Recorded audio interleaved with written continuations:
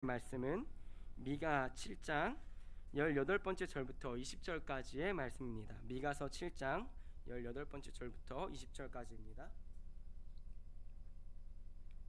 우리 세 절밖에 되지 않기 때문에 함께 한 목소리로 읽도록 하겠습니다. 주와 같은 신이 어디 있으리이까? 주께서는 죄악과 그 기업의 남은 자의 허물을 사유하시며 인애를 기뻐하심으로 진노를 오래 품지 아니하시나이다. 다시 우리를 불쌍히 여기셔서 우리의 죄악을 발로 밟으시고 우리의 모든 죄를 깊은 바다에 던지시리이다. 주께서 옛적에 우리 조상들에게 맹세하신 대로 야곱에게 성실을 베푸시며 아브라함에게 인애를 더하시리이다. 아멘. 이 연휴의 마지막, 추석의 마지막에 그 마지막 일정 가운데 예배를 넣으신 여러분을 축복합니다. 사실 웬만한 교회들은 추석에 예배를 쉬거든요. 네, 그냥 그렇다고요. 네, 근데 저희 교회는 감사하게도 예배를 쉬지 않는 목사님의 목회 방향과 제 생각이 같아서 감사합니다. 왜 웃으시죠? 네, 오늘 설교 제목은 사실 어른들이 보시기에 또 청년들이 보기에 의아할 수 있어요. 이제 오, 아 아니고 와라는 설교 제목을 정했습니다. 이 모음을 읽을 때 사실 이응을 붙여서 읽죠. 그래서 오 그리고 아 아니고 와라고 정했습니다. 왜 설교 제목을 이렇게 정했는지는 말씀을 나누면서 얘기를 나누도록 하겠습니다. 오늘 미가 7장 18절부터 20절의 말씀을 보면 이 미가는 마지막으로 이 미가서의 마지막 부분이거든요. 그래서 주님의 은혜를 우리가 다시 구합니다. 모세와 이스라엘에게 베푸셨던 그 은혜를 다시 기억하여 주시옵소서. 그러면서 우리의 신은 누구신가? 주는 죄악을 기뻐하시지 않으시는 분입니다. 그리고 죄악과 그 기업에 남은 자의 허물을 사유하시며 인애를 기뻐하심으로 진노를 오래 품지 아니하시나이다. 이스라엘에 가득했던 그 죄악들을 미가 선지자가 하나님 앞에서 기도하는 거예요. 우리가 지금 죄악이 많고 그 기업이 넘쳐납니다. 우리의 허물이 넘쳐납니다. 그런데 우리의 신 여호와는 그것을 기억하시지만 또한 인애를 기뻐하시는 분이신 줄 저희가 알고 있습니다. 다시 우리를 불쌍히 여기셔서 우리의 죄악을 발로 밟으시고 우리의 모든 죄를 깊은 바다에 던지시리이다. 아멘. 그 하나님의 긍휼을 지금 미가 선지자가 구하고 있는 모습 아닙니까? 다시 우리를 불쌍히 여기셔서, 원래 하나님의 백성이던 선민은 불쌍한 존재가 아니었거든요. 이 여호수아 시대에 이 여리고성을 무너뜨릴 때만 해도 얼마나 위풍당당해요. 그리고 그 가나안 땅을 정복하기 시작할 때에 물론 중간에 넘어지고 실수했지만 그 가나안 족속들이 두려워 떨던 존재였습니다. 근데 지금 그들이 오히려 이 가나안 족속들이 무서워하던 이스라엘 백성이 이제는 하나님께 긍휼을 구하는, 하나님께 불쌍히 여겨달라는 그 죄악의 자리 가운데 있는 것입니다. 우리의 모든 죄를 깊은 바다에 던지시리이다. 저는 이 말씀을 읽을 때에 이 애굽 사건이 생각났습니다. 그들을 죽이려고 애굽 병사들이 막 쫓아오는 와중에 하나님은 모세를 사용하셔서 홍해 바다를 가르셨습니다. 그 갈라진 바다 사이로 이스라엘 백성은 지나가고 그들을 따라오던 애굽 병사들은 하나님이 바다로 덮으셨습니다. 그들을 쫓아오던 사망이 깊은 바다에 던져진 것입니다. 그때의 일처럼 주님 우리를 불쌍히 여기소서. 우리의 힘, 우리의 노력, 우리의 힘으로 우리를 구원하는 게 아니라 그 생각으로 우리가 긍휼을 구하지 않는 교만한 마음을 품는 것이 아니라 주님께서 우리를 불쌍히 여기셔야만 우리의 죄악이 저 바다에 던져지는 것입니다. 그러니 주님 우리를 불쌍히 여기소서라고 미가 선지자는 고백하고 있습니다. 주께서 옛적에 우리 조상들에게 맹세하신 대로 야곱에게 성실을 베푸시며 아브라함에게 인애를 더하시리이다. 아멘. 이 이스라엘 사상 중 가장 우리에게 와닿는 사상이 무엇입니까? 와닿진 않더라도 이 언약이라는 단어는 많이 들어보셨을 것입니다. 이 미가 선지자는 하나님을 잘 알고 있는 거예요. 하나님이 신실하시고 진실하신 분인 걸 잘 알고 있는 거예요. 주님 앞에 나아갑니다. 무엇으로? 우리 조상들에게 맹세하신 그 언약들로. 주님 그 언약을 다시 기억하여 주시옵소서. 애굽에서 노예살이를 하던 그들의 부르짖음을, 그들의 눈물을 듣고 하나님이 그 약속을 기억하신 것처럼 그 약속, 그 약속을 기억하사 우리에게 인애를 그리고 주님의 성실하심을 우리에게 베풀어 주시옵소서라고 기도하고 있는 것입니다. 물론 이스라엘은 결국 멸망하고 맙니다. 그리고 왕이 포로로 잡혀가고 많은 사람들이 흩어져서 살게 됩니다. 그리고 주님이 오시기까지 그들은 명백한 어떤 나라를 갖는 것이 아니라 로마의 통치 가운데 살게 됩니다. 하지만 우리 하나님은 이 미가의 기도를 듣고 결코 쉬시거나 멈추시는 분이 아닙니다. 너희의 죄악이 많기 때문에 너희가 어떤 서원을 하더라도 내가 듣지 않을 것이다 라고 얘기하신 분이 아니라 이 미가서의 마지막에 기록된 말씀처럼 주님은 이 기도를 들으시고 이루시는 하나님이십니다. 이사야 45장 16절에서 17절은 우리에게 이렇게 말씀하고 있습니다. 우상을 만드는 자는 부끄러움을 당하며 욕을 받아 다 함께 수욕 중에 들어갈 것이로되 이스라엘은 여호와께 구원을 받아 영원한 구원을 얻으리니 너희가 영원히 부끄러움을 당하거나 욕을 받지 아니하리로다. 아멘. 지금 우상을 만드는 자, 다른 것을 의지하는 자는 부끄러움, 수치를 당하는 일이 생길 것이다. 그러나 이스라엘은 여호와께 구원을 받아 영원한 구원을 얻으리니, 지금 이사야 선지자가 이 사역하던 시대가 이스라엘의 회개가 있던 시대입니까? 아닙니다. 너무나 부패하고 무너진 이 시대에 하나님은 이미 이 이사야 선지자를 통해서 예언하고 계신 것입니다. 다른 것을 의지한 자들은 다 무너질 것이고 다른 것들을 의지한 자들은 다 수치를 얻을 것이다. 그러나 이스라엘은 여호와께 구원을 받아 영원한 구원을 얻으리니, 이스라엘도 다른 민족들과 다를 바 없었습니다. 당시에 똑같이 우상 숭배했고 당시에 똑같이 죄악 가운데 있었습니다. 그러나 하나님은 자신이 신실하게 지키시는 그 약속을 따라 이스라엘을 구원하실 것이고, 그냥 구원하시는 것이 아니라 영원히 구원하실 것이며 너희가 영원히 부끄러움을 당하거나 욕을 받지 아니하리로다 라고 약속하고 계신 것입니다. 이 일이 누구로 말미암아 이루어집니까? 여호와로 말미암아 이루어지는 것입니다. 우리 인생은 어린 제가 인생을 논하긴 그렇지만 우리 인생은 끊임없는 고민과 치열한 싸움 가운데 이어가는 것 같습니다. 기쁜 날은 잠시이고 어려운 날이 더욱더 많습니다. 이번 주에 아는 지인의 개를 좀 이렇게 놀게 됐는데 너무 귀엽더라고요. 이 시바견 종류였는데 그 개를 너무 순한 거예요. 근데 만지고 놀 땐 좋은데 이제 이걸 만약 키운다면 어떻게 될까? 그러니까 절레절레 김희원 집사님이 개를 키우시니까 막 절레절레 하시는데 감당이 안 되더라고요. 좀 이렇게 고급스럽게 키우는 개였어요. 하루에 식비가 어느 정도 되냐? 그러니까 10,000원 정도 든대요. 그럼 30일이면 한 30만 원 정도, 간식이랑 이런 걸 포함해서. 저보다 잘 먹는 거죠. 저보다 잘 먹는 거예요. 아닌가요? 제가 30만 원 정도 쓰나요, 식비를? 그건 아닌 것 같고요. 예. 그래서 와, 이 개를 어떻게 키울까? 이제 식비만 따지면 30만 원이고 뭐 다른 용품들, 뭐 병원비 이런 것까지 하면 더 들어가겠죠. 그 개를 잠깐 보는 건 좋지만 마치 개를 키우면 엄청난 고난과 나의 모든 것을 희생해야 되듯이, 또 뭐 강아지뿐이겠습니까? 또 육아를 하면 더 하겠죠. 남의 아이를 잠깐 보는 것은 좋은 일이지만 남의 아이를 하루 맞는 것은 고역인 일인 것처럼 우리 인생도 좋은 일은 잠깐 있는 것 같고 대부분이 어려운 일들이 많은 것 같습니다. 그리고 그 일들이 종종 나를 찌르고 나를 수치스럽게 만들 때가 있는 것 같습니다. 그런데도 우리가 이 세상을 살아가는 이유는 하나님을 믿기 때문입니다.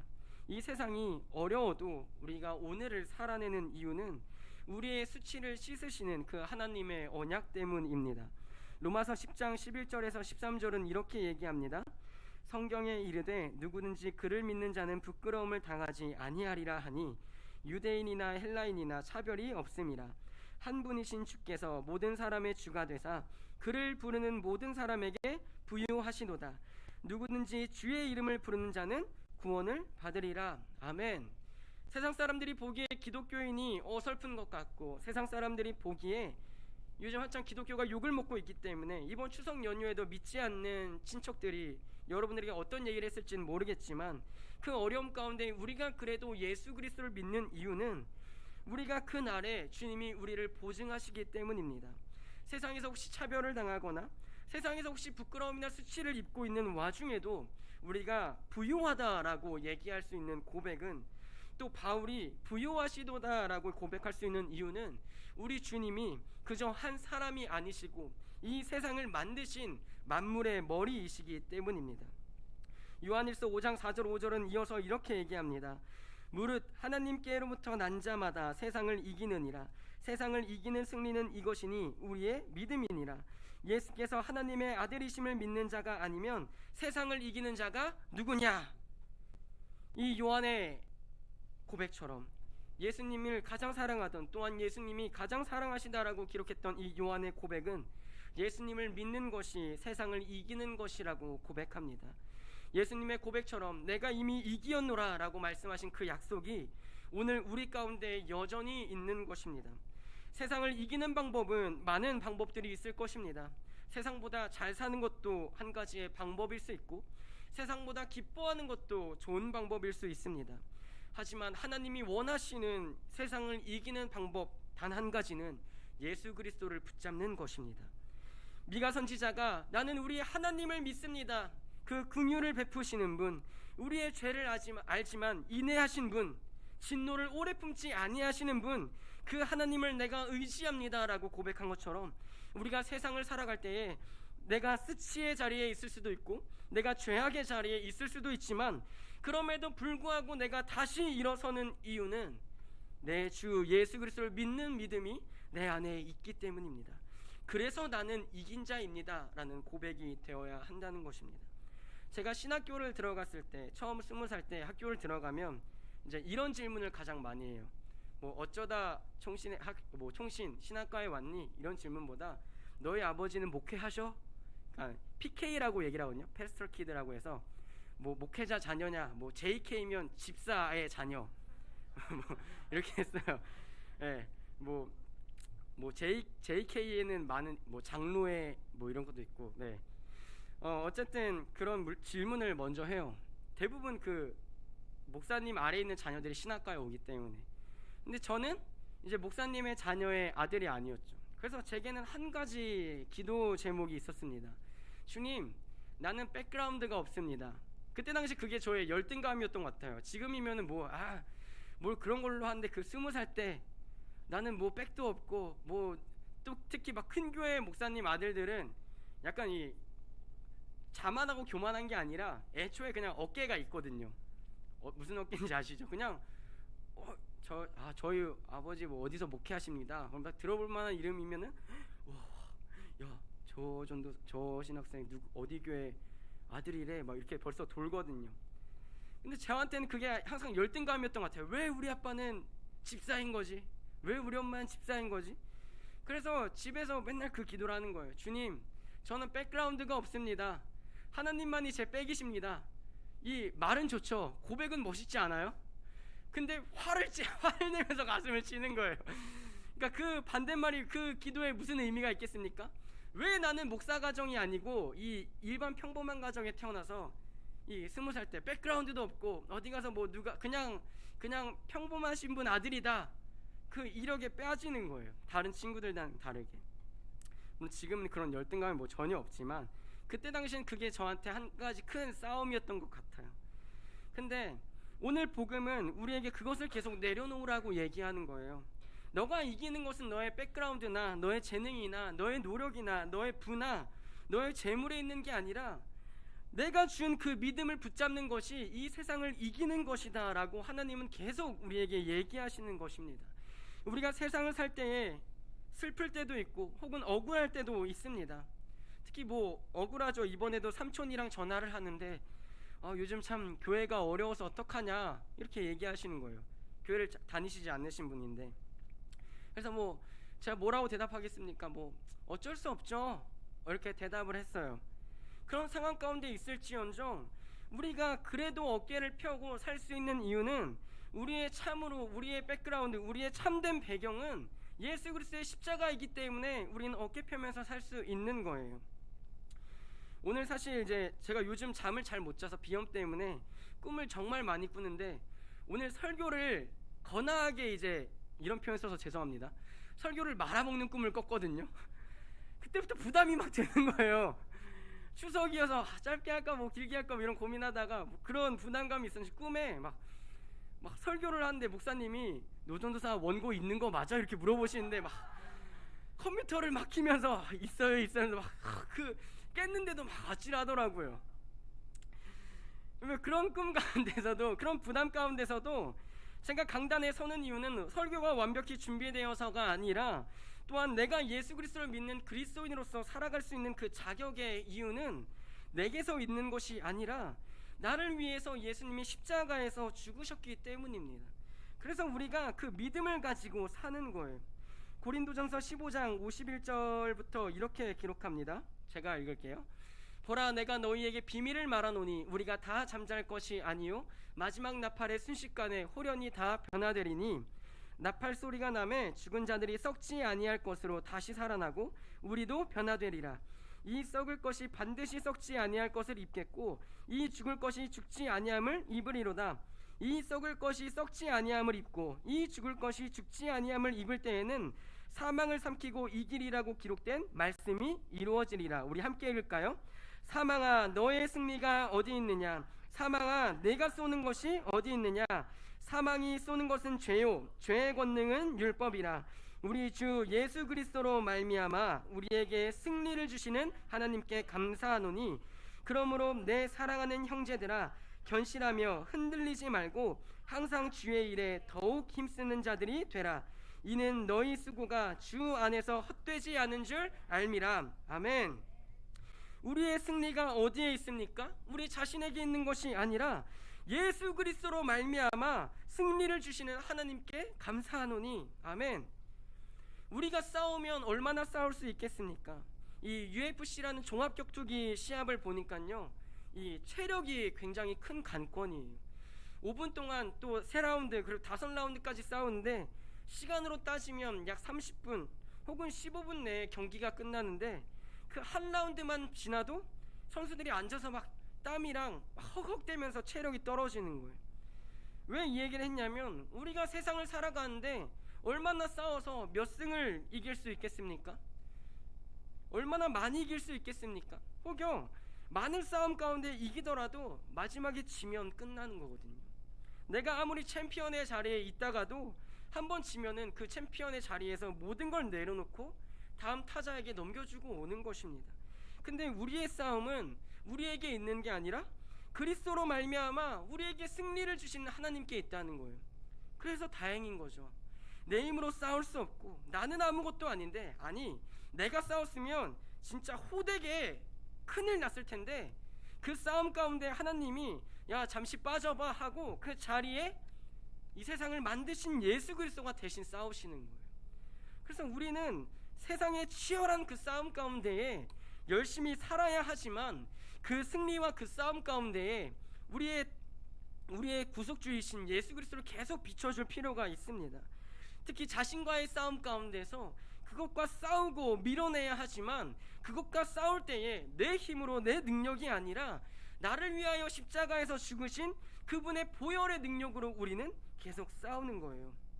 그래서 오늘 설교 제목이 왜 오 그리고 아니고 와냐면, 우리는 어떤 소식을 듣거나 놀라운 소식을 들으면 주로 오 그리고 라는 탄식을 합니다. 왜냐? 아닐 때도 있지만 굳이 비교하자면 이 두 가지 일은 다 남에게 이루어지는 거예요. 내게 일어난 일이 아니라 남에게 이루어지면 그냥 야 누가 회심했대, 그러니까 야 누가 큰일 날 때 근데 여러분 여러분한테 근데 이런 일이 생겼다고 볼까요? 여러분에게 로또 1등이 당첨된 거예요. 그러면 이러시겠어요? 아니에요. 어떻게 하실 거예요? 돈이 많으신가 봐요. 로또 집에 뭐 몇 억씩 통장에 있으니 저한테 막 소리를 지르고 교회 와서 목사님 저 로또 당첨됐습니다. 목사님 김치찌개집 차리세요. 네, 농담이고요. 이렇게 막 하겠죠. 그리고 예수 그리스도를 믿는 일이, 예수 그리스도를 믿고 세상을 이기는 일이 우리에게 결코 그냥 그 일이 아니에요. 세상을 이길 수 있다라고 얘기하신 이 하나님의 선언이 우리가 혼자 주체되었을 때는, 내가 혼자 주인이 되었을 때는 결코 와라고 외칠 수 없는 일이, 말하고 맺힐 수 없는 승리 가운데 주님이 함께 싸워주신다는 그 얘기로 말미암아, 내게 이루어진 그 일로 말미암아 더 이상 남의 일이 아닌 아에서 끝나는 게 아니라 와가 터지는 거예요. 이 지난번 두 번에 이어 설교했던 것처럼 이길 수 없는 싸움 가운데 여호사밧 왕이 하나님께 이제 주만 바라봅니다 라고 고백했을 때 그들은 그때 하나님의 임재를 경험하는 거예요. 한 사람을 통하여서 여호와의 영이 임재하고 너희는 그냥 나가기만 해 라고 했을 때 그들은 불화가 골짜기, 자신들의 힘으로 이길 수도 자신의 힘으로 얻을 수도 없는 그 골짜기에서 전쟁을 보며 와, 우리 하나님 정말 위대하신 하나님이시다 라고 하는 거예요. 만약 옆 나라의 이야기였으면 그래? 라고 끝났을 일이 내 삶에, 그리고 우리 삶에 이루어질 때 우리는 와 라고 소리칠 수 있는 거예요. 여러분 인생에 예수 그리스도가 믿어진다는 이 사건은 그저 잠잠히 아가 아니라 와, 좀 더 나아가면 원더풀 하면서 박수칠 일입니다. 예수님 믿을 수 있는 자격도 있는 것도 아니고 예수님 없이 세상을 이겨낼 수도 없는 우리 인생에 이제 그 싸움을 멈추시려고, 아니 정확히 말하면 그 싸움을 끝내시고 우리와 함께 그 승리의 깃발 붙잡으시려고 주님이 오셔서 그 깃발을 취하시는 거예요. 그 깃발 옆에 우리는 그냥 뭐 하는 거예요? 서 있는 거예요. 서 있으면서 와, 우리 주님 인애가 많으신 하나님이시다, 우리 주님 성실하신 하나님이시다. 이 미가 선지자의 고백처럼 우리가 죄 가운데 있고 우리가 허물에 있는 와중에도 우리가 하나님을 놓지 않아야 할 이유, 내 인생에 와 하게 하신 하나님이시기 때문에, 모든 사람이 포기할지언정 나를 포기하지 않으시는 하나님이시기 때문에, 그래서 우리는 주님을 바라보는 것이죠. 그래서 우리 인생의 감탄사는 그저 잔잔한 남의 인생에 일어난 일을 보는 것처럼 혹은 아가 아니라 와, 우리 주님이 내 인생에 승리를 가져다 주셨구나. 우리 주님이 내 인생을, 썩어 없어질 내 인생을 썩지 아니할 것으로 바꿔주셨구나. 그 인생에 소리 지르는 거예요. 미가 7장 7절 9절은 우리에게 이렇게 고백합니다. 오직 나는 여호와를 우러러보며 나를 구원하신 하나님을 바라보나니 나의 하나님이 나에게 귀를 기울이시리로다. 나의 대적이여 나로 말미암아 기뻐하지 말지어다. 나는 엎드러질지라도 일어날 것이요 어두운 데에 앉을지라도 여호와께서 나의 빛이 되실 것이미로다. 내가 여호와께 범죄하였으니 그의 진노를 당하려니와 마침내 주께서 나를 위하여 논쟁하시고 심판하시며 주께서 나를 인도하사 광명에 이르게 하시리니 내가 그의 공의를 보리로다. 아멘. 이 미가 선지자가 이 고백을 할 때 어떤 마음으로 고백했을까요? 야, 이 일 너한테 이루어질 거야. 그냥 아가 아니라 와, 우리 주님이 나 넘어진 건 아시지만, 나 자격 없는 거 아시지만 나 포기하지 않으신대. 우리 주님이 나에게 그 공의의 빛을 끊임없이 비추실 거래. 나에게 수치를 던지는 저 원수들을 우리 주님이 대신 나서서 변론하시고 논쟁하시고 심판하실 거래. 그 인생의 메시지, 그 주님의 복음이 우리 인생에 빛처럼 주어졌을 때, 그 공의가 우리 인생에 통째로 부어졌을 때 우리는 그냥 아가 아니라 와의 인생을 외치는 거예요. 근데 이런 신앙의 경험이 많으십니까? 여러분 인생 가운데 역전의 기회가 많으십니까? 저도 사실 많지 않거든요. 제가 딱 기억나는 한 가지는 어렸을 때 친구를 밀지 않았는데 그 친구가 이제 미끄러져서 이빨이 2개가 나간 거예요. 그 옆에 제가 있었거든요. 그 옆에 제가 있었는데 그 친구가 이빨이 나가니까 얘가 밀었다고 이제 막 얘기를 한 거예요. 얘가. 그래서 이제 다른 친구들은 멀리 있어서 노대원이 밀었다 다 이렇게 얘기했는데, 가장 가까이서 본 친구만 아니다, 노대원이 안 밀었다, 얘가 미끄러졌다. 근데 뭐 이제 이 다수가 그렇게 얘기하니까 일단 그 집 가정으로 제가 불려갔습니다. 불려갔다가 이제 그 어머니가 야, 네가 뭔데 우리 애를 밀어가지고 이빨이 다 지금 몇 살인데 말이야, 이 한 소리를 듣고 집에 와서 억울한 거예요. 그게 제가 밀었으면 그냥 막 미안한 마음이 있을 텐데 분명히 밀지 않았는데 그 친구가 이빨이 나갔으니까 집에 와서 제가 뭘 했냐면, 그 왜 그랬는지도 모르겠어요. 그 매일 성경 큐티를 펴가지고 이틀치를 제가 한 거예요. 원래 큐티는 하루에 하나씩 하는 거잖아요. 그러니까 땡겨온 거 내일 것까지 땡겨서 주님 막 이틀치 큐티를 제가 막 기도하면서 주님 저 정말 밀지 않았습니다. 그래서 이제 저희 부모님이 저녁에 오시고 이제 양가에서 이제 얘기를 하다가 그럼 가장 가까이서 본 애 2명을 불러와가지고 얘기를 들어보자.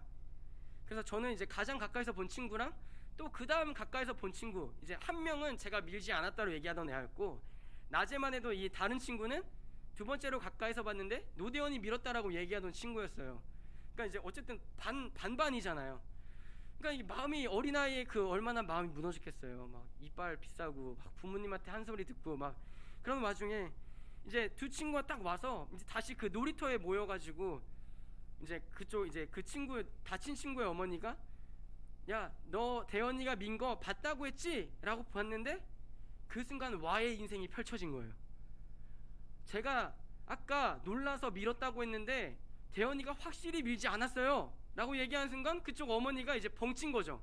아까 밀었다며, 아까 놀라서 그냥 밀었다고 했는데 애들이 밀었다고 하니까 밀었다고 했는데 제가 보기에는 밀지 않았어요. 그래서 두 사람 다 이제 대현이가 밀지 않았다. 그리고 저도 각도가 미는 각도가 아니에요 이렇게 얘기를 하니까 그 사건이 넘어갔습니다. 그리고 그 친구는 전학을 갔어요. 네, 제가 전학 보낸 건 아니고요. 그냥 다음 년에 가더라고요. 근데 그 기억이 정말 별거 아니잖아요. 근데 제 인생에는 이틀치 큐티를 한 그 사건이 역전의 사건인 거예요. 주님 진짜 별거 아니잖아요. 여러분 막 웃으시잖아요. 근데 그 어렸을 때 그 나이에 이틀치 큐티라는 건 어리석은 일이거든요. 그리고 뭐 믿음이 뭐 제가 막 강하고 좋았겠어요 그때? 그냥 나는 정말 밀지 않았는데 주님 판단해 주십시오. 그리고 이틀치 큐티라면서 주님 저 정말 밀지 않았거든요. 다 그 적용 말씀에 주님 거짓말하는 자들을 무너뜨려 주시옵소서. 저는 진실을 말하는 자입니다. 이렇게 막 적었어요 이틀치 큐티에. 뭐 그 인생 그 경험이 제 머리에서 잊혀지지 않는 거예요. 내가 정말 주님 앞에 진실하고 내가 경험한 그 주님, 남들이 다 나를 손가락질하며 제가 밀었다라고 했을 때에 마지막에 그 재판 앞에서 그 사람들의 재판 앞에서 노대원이 밀지 않았다는 그 친구들의 말로 말미암아 나의 무죄함과 억울함이 풀린 그 사건, 그 사건의 그 사건이 29살을 먹은 제 인생에 제 기억에 잊혀지지 않는 사건이에요. 내가 억울했을 때 정말 못 모르고 뭐 큐티 이틀 한 거 그게 중요하지 않겠죠? 그때 주님을 의지했을 때 나의 억울함을 씻어주신 내 인생의 주님, 내 인생을 와로 만들어주신 주님. 그래서 제가 그 큐티 이틀 했다는 거를 저희 부모님에게 엄청 자랑하던 얘기했거든요. 그때 어머니가 뭐 그런 게 있으시겠어요? 너는 왜 놀이터에서 놀다가 애 이빨이 나가게 해가지고 막 이렇게 들었는데 엄마 나 큐티 이틀치 했어. 나 큐티 이틀치 했더니 역전됐어 했는데 이제 뭐 중요한 게 아니죠. 근데 그 인생의 역전을 한 경험이 초등학생 때 제게 있는 거예요. 뭐 더 많이 얘기하면 많이 할 수 있겠죠. 더 많이 얘기하면 간증할 수 있겠죠. 하지만 이런 게 중요한 게 아니라 가장 중요한 사건은 내 인생을 통해서 하나님은 우리를 계속 와의 인생으로 만들어가고 계신다는 거예요. 여러분 인생에 어려운 일이 있을 수 있고 그리고 제 인생에 앞으로 어려운 일이 닥칠 수 있습니다. 근데 오늘 이 설교 제목이 우리 뇌리에 우리 심령에 기록되었으면 좋겠습니다. 주님 다른 인생에 벌어져서 듣고 오, 아 하는 인생이 아니라 내 인생에 일어난 사건으로 내가 와 하며 감탄할 수 있는 인생 되게 하여 주시옵소서. 이 미가 선지자처럼 이 바울처럼 이 사도 요한처럼 내가 경험한 주님이 내 인생에 있게 하여 주시옵소서. 어려운 상황에 내게 승리 주신 주님 이 말씀 붙잡았더니 내 인생을 와로 인도하시는 그 주님, 그 인생의 경험이 우리 교회에 가득 넘치길 축원합니다. 어떤 간증이 넘치길 축원하는 것이 아니라 예수 그리스도를 믿고 예수 그리스도를 만난 그 경험이 우리 심령에 넘칠 때에 우리가 끊임없이 예배 때마다 우리가 끊임없이 찬양하고 기도할 때마다 와 하는 외침과 감탄만 터지는 거예요. 교회 와서 남의 인생 듣다가 아 오 하는 인생 아니라 아 저 사람의 간증을 들으면서 맞아 내 인생에도 그런 역전의 사건이 있었는데 맞아 내 인생도 주님이 포기하지 않으시는데 하며 우아가 아니라 와 맞아 끊임없이 감탄이 나오다가 정말 주님의 나라 그 앞에서 와 주님 내 인생을 끊임없이 와 소리 지르게 하시는 주님, 내 인생에 찾아오셔서 직접 싸우시는 주님, 내 인생에 찾아오셔서 승리하시고 그 승리 주시는 주님, 내 입에서 나올 감탄사는 와밖에 없었습니다. 힘들고 어려웠었지만 이 모든 상황 가운데 주님이 함께 하셔서 내 인생은 와의 함성만 넘치는 인생이었습니다 라고 고백하는 인생이 되는 거예요. 이 예수 그리스도의 사건을 누가 보증하시고 오늘도 누가 와 하게 하시냐면 바로 성령님이 우리에게 보증을 하시고 역사하시거든요. 이 글씨를 모르는 어린아이들은 사실 책을 읽을 줄 몰라요. 뭐 3, 4살 그때 혹은 5살, 6살 때까지 그럼 애들이 뭘 합니까? 이 책을 들고 와서 이제 아버지나 어머니께 와서 책을 읽어달라고 부탁하죠. 뭐 그전에는 책을 읽어줄 사람이 없으면 뭐 거꾸로 된지도 모르고 거꾸로 들고 막 이렇게 막 읽는 척 하는 경우도 있잖아요. 막 뚜러지 글을 모르는 애가 책을 뚜러지게 보면 와서 너 근데 이거 뭐 봐? 막 옹알이 하면서 이렇게 보잖아요. 막 읽는 척 하면서. 그런 것처럼 우리 인생은 우리가 성경을 보거나 말씀을 듣거나 말씀을 나눌 때에 성령의 읽어주심 없이는 말씀을 들을 수 없는 인생이에요. 어떤 말씀을 듣던 간에 우리는 하나님 앞에서 주님, 내가 글을 모르는 어린아이와 같습니다. 내가 성경을 읽고 말씀을 듣고 있을지언정 성령님의 조명하심이 없이는, 이 아버지에게 책을 맡겨서 읽어달라고 하는 이 행위 없이는 내가 성경을 알지도 혹은 읽지도 못하는 어린아이입니다 라는 것을 고백해야 됩니다. 말씀을 전하는 자리도 그렇고 말씀을 듣는 자리도 똑같습니다. 우리가 어린아이가 되어서 하나님 앞에 성경을 들고 다시 나아가서 주님, 이 말씀을 내가 알지 못합니다. 주님께서 이 말씀을 조명하여 주시옵소서. 주님, 이 시간 말씀을 들을 때에 내가 안다고, 내가 읽을 수 있다고 착각하는 것이 아니라 말씀을 들을 때에 성령님이 내 옆에서 조명하여 주셔서 내 귀를 열어주시고 내 눈을 열어주시옵소서라고 고백해야 한다는 것입니다. 요한복음 14장 26절은 우리에게 이렇게 기록하고 있습니다.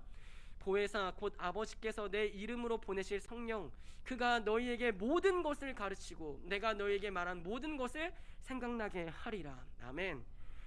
우리 개혁신학이 얘기하는 이 성령의 조명은 별 다른 특별한 은사가 아니라 아주 놀라운 특별한 은혜입니다. 우리가 성경을 읽을 때 그 성경이 와닿지 않고 그저 내 지식을 채우기 위한 성경으로 말씀이 존재하는 것이 아니라 우리 성령이, 우리와 함께 하신 그 성령님께서 이 성경을 우리가 읽거나 들을 때에 마치 따스한 아버지처럼 혹은 인자한 어머니처럼 끈질기게 그리고 침착하게 그리고 여유 있게 우리가 말씀을 읽을 때 끊임없이 읽어주고 계시다는 것입니다. 우리가 말씀을 안다고, 우리가 말씀을 읽을 수 있다고 얘기한다고 할지언정 그것은 아는 것이 아니고 우리의 것이 되지 않습니다. 와의 인생이 제가 아무리 많이 설교하고 아무리 많은 얘기를 할지언정 성령님의 조명이 없이는 여러분 심령에 심겨지지 않는 것입니다. 이러한 그 와의 놀라운 은혜가 있으려면 성령님의 조명하심이 반드시 필요합니다. 성령님의 조명하심이 여러분 심령 가운데 이 말씀을 넣어주실 때에, 그리고 모든 것을 가르치실 때에 우린 비로소 와라고 외칠 수 있는 것입니다. 그저 내 머릿속에 말씀을 새겨놓고 그냥 와 하고 끝나는 그 지식의 말씀이 아니라 이 시간 이 심령이, 우리의 심령 가운데 성령님이 조명하시는 말씀이 되기를 축원합니다. 고린도후서 1장 21절 22절은 또한 이렇게 우리에게 가르치고 있습니다. 우리를 너희와 함께 그리스도 안에서 굳건하게 하시고 우리에게 기름을 부으신 이는 하나님이시니 그가 또한 우리에게 인치시고 보증으로 우리 마음에 성령을 주셨느니라. 아멘. 우리에게 일어난 예수 그리스도의 십자가 사건을 성령이 오늘 우리에게 보증하시는 것입니다. 믿어질 수 없는 이 십자가 사건, 2000년 전에 일어났던 이 사건을 그 누구도 믿을 수 없지만, 자기의 힘으로 믿을 수 없지만, 승리했다는 이 사건을 우리는 믿을 수 없지만 오늘 우리 가운데서 여전히 역사하시는 그 성령이 우리에게 이 책을 읽어주실 때에 글을 읽을 수 없는 어린아이 같은 우리의 눈 대신 자신의 성령의 눈으로 말씀을 보시며 우리에게 읽어주실 때에 우리가 그 안에서 이 승리를 보증받는 것입니다. 유다서 1장 20절 25절은 이렇게 얘기합니다. 사랑하는 자들아, 너희는 너희의 지극히 거룩한 믿음 위에 자신을 세우며 성령으로 기도하며 하나님의 사랑 안에서 자신을 지키며 영생에 이르도록 우리 주 예수 그리스도의 긍휼을 기다리라. 어떤 의심하는 자들을 긍휼히 여기라. 또 어떤 자를 불에서 끌어내어 구원하라. 또 어떤 자를 그 육체로 더럽힌 옷까지도 미워하되 두려움으로 긍휼히 여기라. 능히 너희를 보호하사 거침이 없게 하시고 너희로 그 영광 앞에 흠이 없이 기쁨으로 서게 하시리. 곧 우리 구주 홀로 하나이신 하나님께 우리 주 예수 그리스도로 말미암아 영광과 위엄과 권력과 권세가 영원 전부터 이제와 영원토록 있을지어다. 아멘. 우리에게 딱 주신 그 구세주 한 분, 예수 그리스도, 그분이 주신 거룩한 믿음 위에 우리 인생을 세우는 거예요. 예수 그리스도는 반석 위에 우리의 인생을 세울 때에 하나님은 우리에게 너희가 무너질 인생, 실패할 인생이 아니라 이미 승리한 인생이라고 얘기하시는 것입니다. 그리고 우리가 홀로 기도하고 우리 마음대로 기도하게 하시는 게 아니라 마치 성령이 우리 옆에서 우리와 함께 기도하시며 우리에게 기도 제목을 던져주시며 우리 마음 가운데 내 영이 아니라 성령이 함께 하시는 기도를 우리에게 간구하시는 거예요. 그리고 예수 그리스도의 은혜로 그 승리했다는 것을 우리가 믿을 때에 비로소 다른 영혼들을 끌어낼 수 있는 것이죠.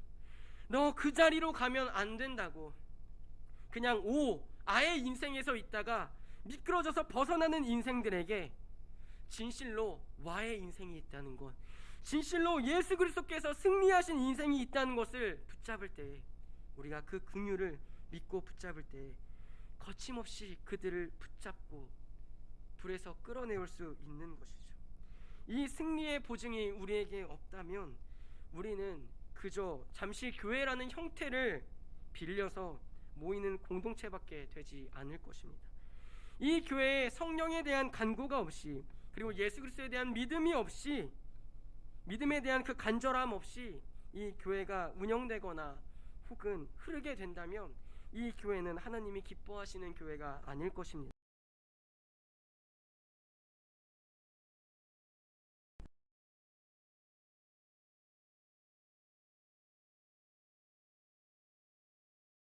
우리는 어떠한 일이 있던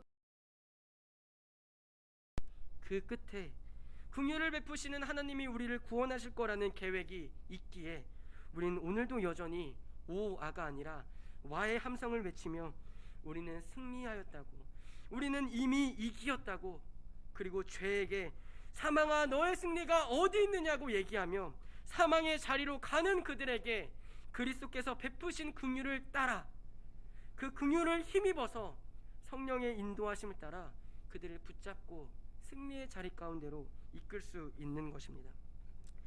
마지막으로 역대상 29장 11절을 함께 읽으며 말씀을 마무리하려고 합니다. 우리 함께 읽겠습니다.